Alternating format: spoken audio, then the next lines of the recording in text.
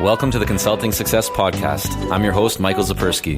In this podcast, we'll dive deep into the world of elite consultants, where you'll learn the strategies, tactics, and mindset to grow a highly profitable and successful consulting business. Hey, it's Michael Zapersky, and today I'm very excited to have Lew Jaffe joining us. Lew, welcome. Hi, thanks for having me. So Lew, for those who don't know you, just take a moment and explain what you do. Wow. So I have what I refer to as a portfolio career. I do a lot of things. So I'm going to do a takeoff of a great line from Iron Man when someone asks Tony Stark who he is. He says, billionaire, genius, philanthropist, playboy. So I am today a former CEO, but I'm a clinical professor, coach, futurist, philanthropist, and board member. So I've got a lot of different balls in the air, which is really cool because it gives me multiple perspectives where I can help my clients, my boards, my students. So it's really well positioned at this stage in my life. Yeah, I've been looking forward to this interview for exactly that reason, that you bring a very interesting perspective to business growth because you've been a CEO at multiple companies, professor, executive coach, and consultant, and everything else that you're doing. But let's kind of go back a little bit first and start at the beginning. How did you first get into business and entrepreneurship? So out of college, I actually worked for Intel Corporation back when it was a really small corporation. And I'm a tech guy. And when I was actually 8 years old, my parents took us to the World's Fair in New York, and I saw the video phone. And I said, one day, that's what I'm going to do. So I am now considered to be the godfather of video conferencing because my company, Picture Tel, was actually the first company to do video conferencing over public telephone lines. So I am unusual that I sort of knew what I wanted to do. And then it was just surrounding myself with the best and smartest people to help me achieve it. Because business is about people, not about doing it yourself. So yeah, let's talk more about that. Your first company, when was it Picture Tel then? Yeah, after Intel. After Intel. Okay. So you started Picture Tel, right? You're the godfather of video conferencing, right? So this is before Skype and Zoom way and before. all that other stuff. How did you go about getting clients for that business? That's a really great question. First of all, I'm a firm believer in there has to be a product market fit. And that's now hindsight looking backwards. But there was actually pent up demand because people have been talking about the concept forever. And the fact that we were able to do it, and especially large companies that were globally disparate thought it would be a really great thing to have because they were using basically television where large companies would hold corporate meetings and they were outrageously expensive instead of public telephone lines, using very purpose-built network telephone. They're called tie lines that were outrageously expensive, and they would go to television studios. So there was a pent-up demand for if somebody could do it, and we recognized that pent-up demand. So we sort of tapped into our marketing folks, talked to the TV stations that were doing this as a business. So we sort of knew who the customers were, and we just went to them with a better alternative. So some people might listen and go, well, yeah, that makes sense, right? You were kind of at the right place at the right time. People wanted what you had, but you still had to get into the front door, right? You still have to be able to set up an actual meeting and make your pitch or have that initial conversation. And that's an area that a lot of consultants struggle with. Was it just as simple as picking up the phone and saying, hey, I want to come and show you what we have? Or was it a little bit more challenging than that? All of the above. I think that I was very fortunate that I had a great mentor who once told me something. He said, everything you do every day in life, you're in sales. So accept the fact you're selling. And now I want you to stop selling. The idea is you got to create buyers because that's where value creation is. If you think about it, you look at the public markets. When there's selling pressure, price goes down. When there's buying pressure, price goes up. And so we told stories. Now we made some mistakes. So our stories was, you can now go around the world without ever leaving your office. It's a phenomenal story. You can see your customers, you can see your clients, you can see your partners, your vendors, and you don't have to constantly travel. Now, the mistake we made was we kind of sold on budget. Hey, you don't have to get on an airplane. Think about all the money you can save. You're going to save money by doing video. What we learned later was actually, that got some of our sales. Video actually enhanced travel. It didn't replace travel. And so we created our own problem because often people would look for an ROI out of their travel budget. So I think the lesson out of that is really messaging, because if you point somebody down, here's where you're going to get your ROI, and you limit it to that one area, it's really hard to convince them, but there's 10 other intrinsic values. So being really telling a story where you show all the intrinsic value and let people come to their own conclusion, as opposed to we kind of put them into a conclusion. And will you say also, Lou, that rather than just sitting in your office, coming up and with the perfect messaging, getting out there and actually testing your messaging, kind of validating what you initially believed to be the best approach, which maybe later turned out not to be the most effective, but the act of actually getting out of the office rather than thinking and planning and having conversations with your actual ideal clients and buyers, that's what ultimately made the difference and allowed you to acquire that realization? 100%, because you can't put 4 engineers or 8 engineers or 10 engineers in a room, because we have a tendency of, if we will build it, they will come. Right. And so we really changed our philosophy into what we called CDD, customer driven design. And so we got customers more involved in telling us the features and the functions that they wanted, which is also a fine line, because you better understand not just what they want, but what they want to pay for. Getting users involved in the experience. We created this thing called a PUG, a Picture Tel user group.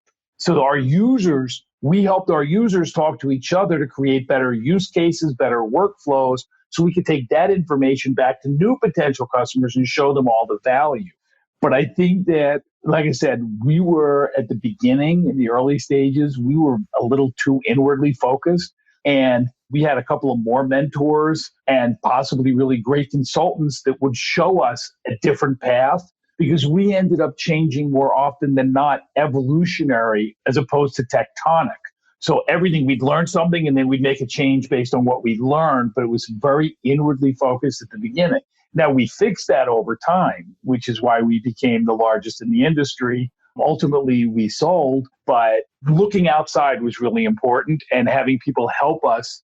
And the other thing is, and this is the real beauty of consulting, I use the expression passionately dispassionate, because a consultant doesn't necessarily get caught up in your story. When I'm telling the Picture Tel story and how we wanted to change the world, I'm blinded by my own passion. But having somebody to be able to take a step back and saying, let's marry your passion with someone else's passion without being passionate in it. It's sort of the old adage, don't read your own headlines. They may not be true. So having sometimes that third party vision was incredibly helpful. Okay. And I definitely want to come back to that, because you've had the opportunity, you've been in the buyer's shoes, actually buying consulting services in some of the companies that you've run. But let's now shift from you building this company, a product-based company, to now selling executive coaching and consulting services. So you went from products and now fast forward many years later into services. Is the approach that you take today to get clients as an executive coach and consultant different from what you did when you were running technology companies? Well, first of all, I would like to think I'm a little smarter now. So I'm going to answer that as yes. But to me, all businesses are the same. Gain and retain customers profitably in order to create value. So whether you're selling a product or a service, it's really, you have aspirin and your potential customer has a headache. It's how do you get that aspirin in alignment with the headache, whether it be selling a product or selling a service. It's kind of the same thing. It's how you pack, but it really gets to product market fit. Now, my product is me. And so when I'm looking for clients, or when clients come to me, I want to make sure what I bring to the party fits with what they want and what they'll pay for. So today, what's your approach today? I mean, what's working for you right now to acquire new clients? Well, for me, I have the benefit of, I've been a CEO. So I know exactly what it's like at their desk. So I can pitch almost as a peer. So that does give me somewhat of a difference. And obviously I leverage, we're all different. The key is to be importantly different. So my importantly different is, number one, I've been in your chair. I've been up late Thursday night wondering if I'm making payroll tomorrow. I hear your pain. But I think the other thing is talking about the ability to really listen to what somebody's problem is. Because often It's easy to miss what the problem is or not understand the unintended consequences. But of years of experience, you sort of see where those consequences can occur. And I really try to help when I'm talking to clients and they describe their problem. I help them focus on there's a difference between what I refer to as input and outcome.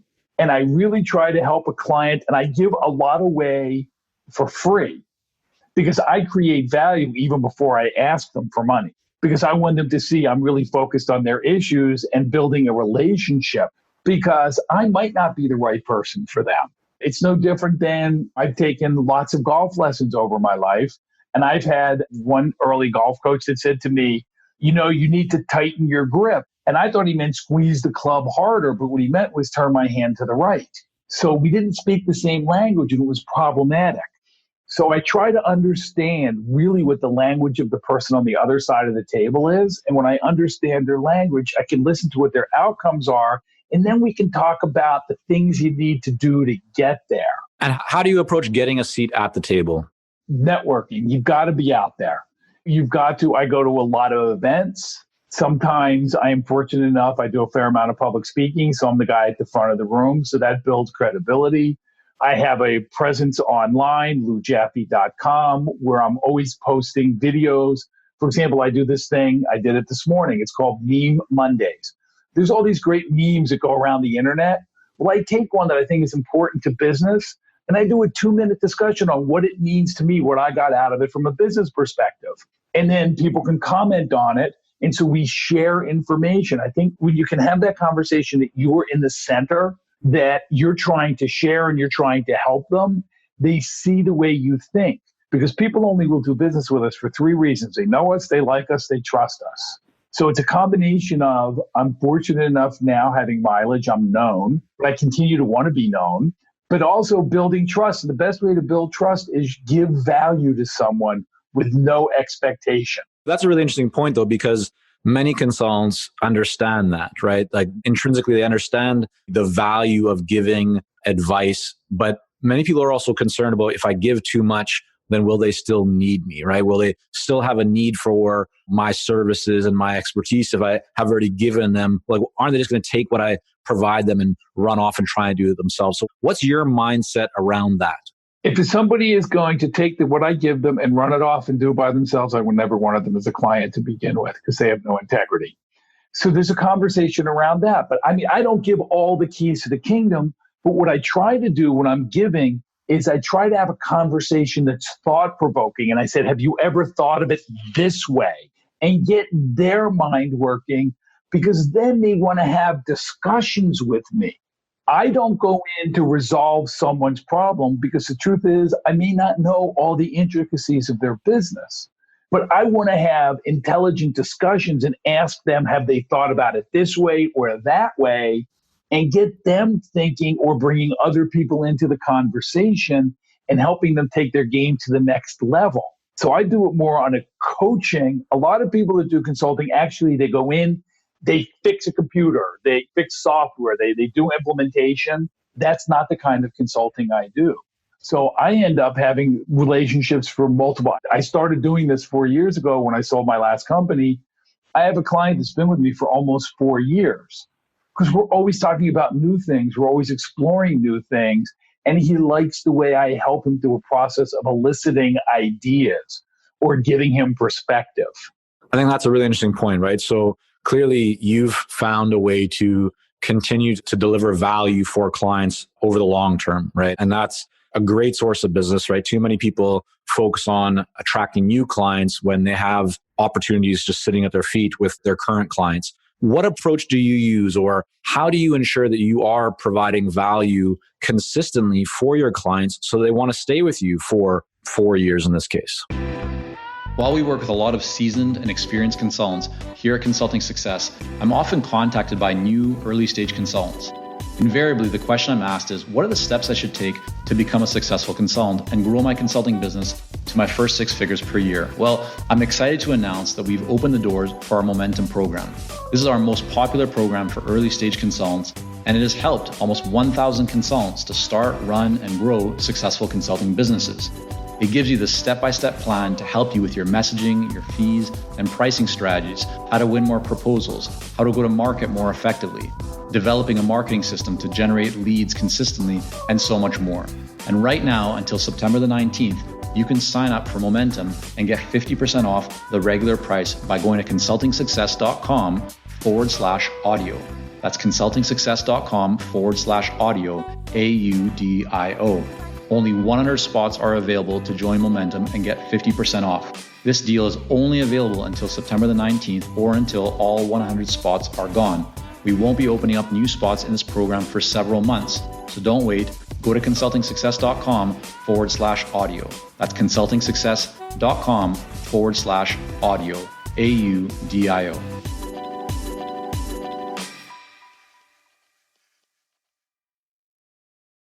So again, we have conversations about outcomes. A question I ask on a regular basis, how do you define success?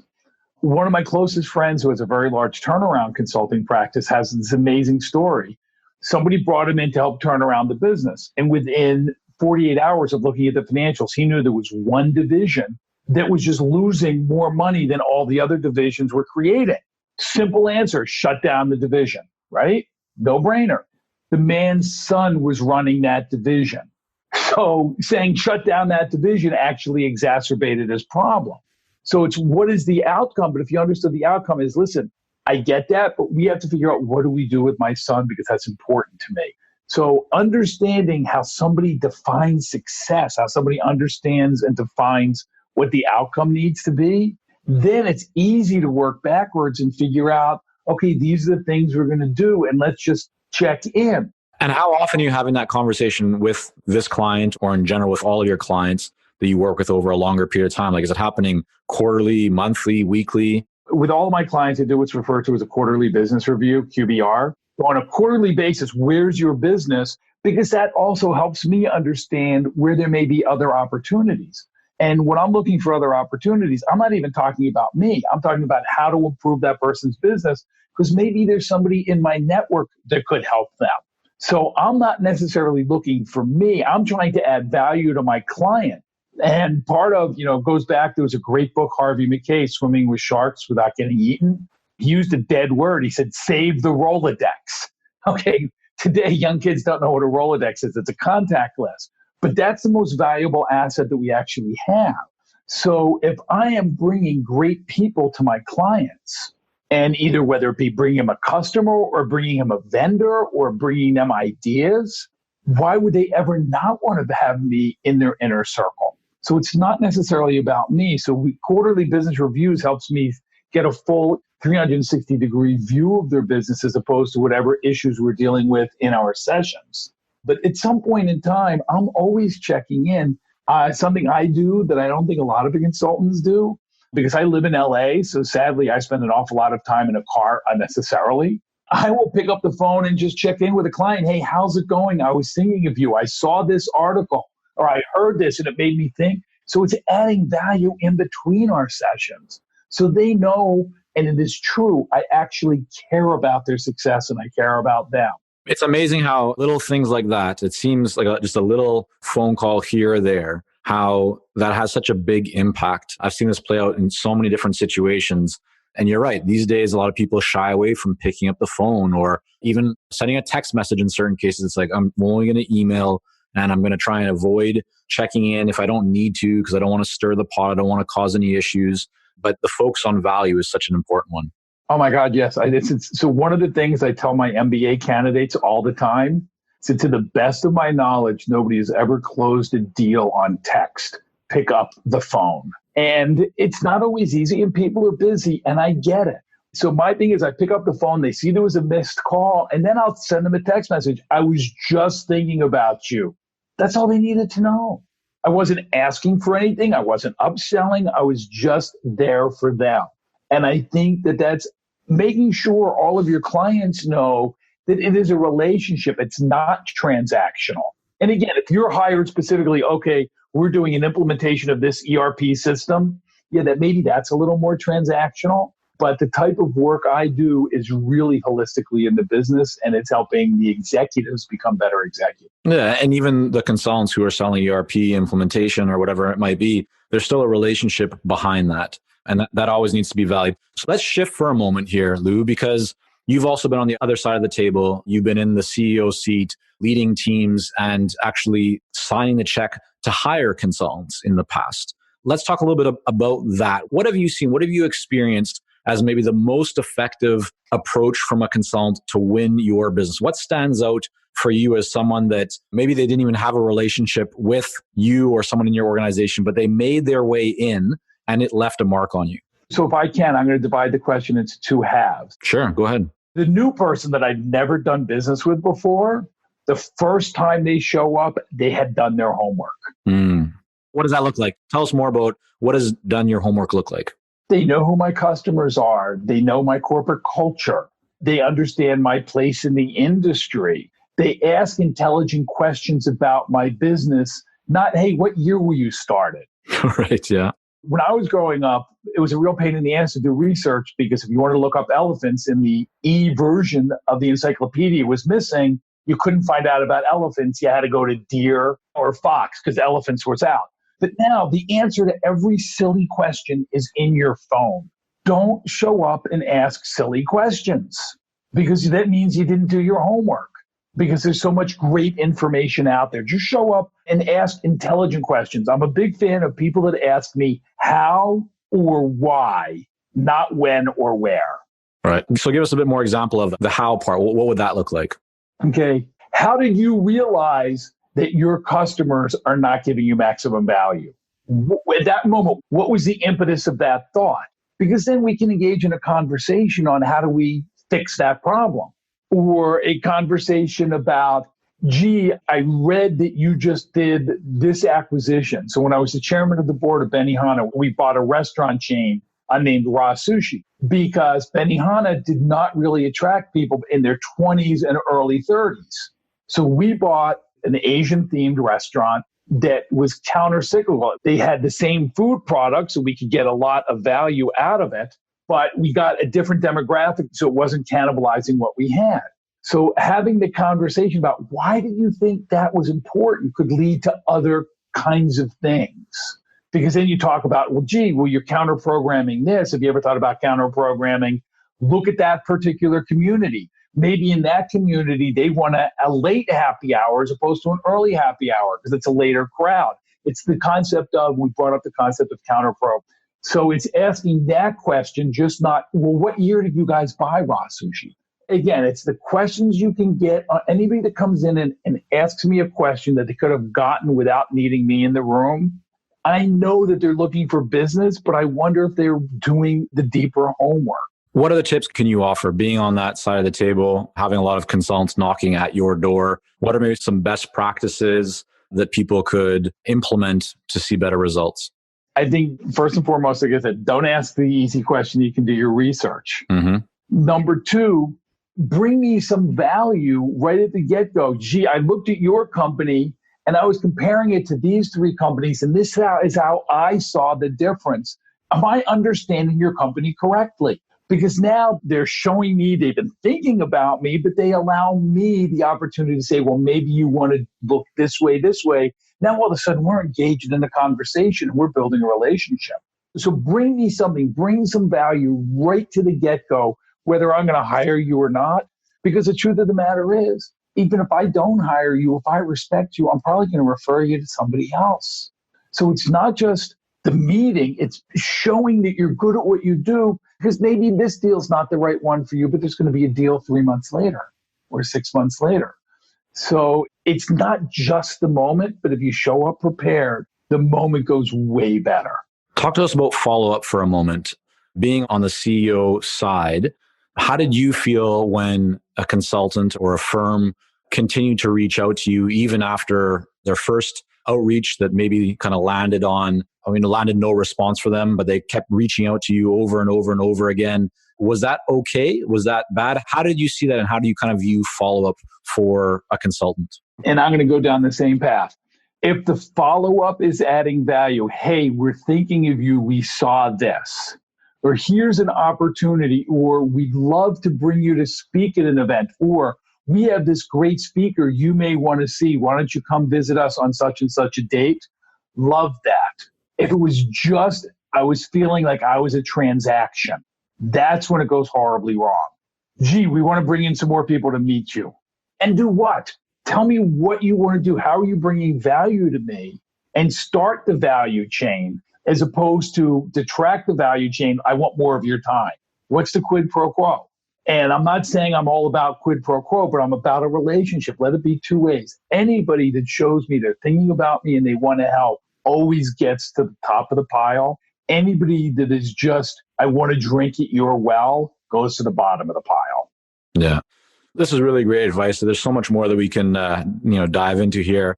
I think we're going to have to look at a part 2 or have you come back on the show another time. But before we wrap up, I'm looking at your career. Your website says, and you mentioned you've created over $1 billion in shareholder value. You've been involved in multiple companies that have been sold. So clearly a very successful track record. Some people might wonder, Lew's done very well for himself. Why not kick back and relax? What keeps you going?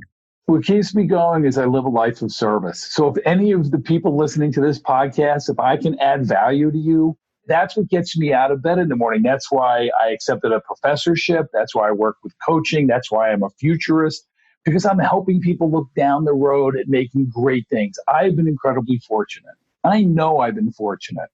It's paying back. That's what excites me. It's helping others. If there's something I can do for you, one of your listeners, I'm here for them. If there's an economic advantage to me, I'm all in. And if there's no economics, that's fine too.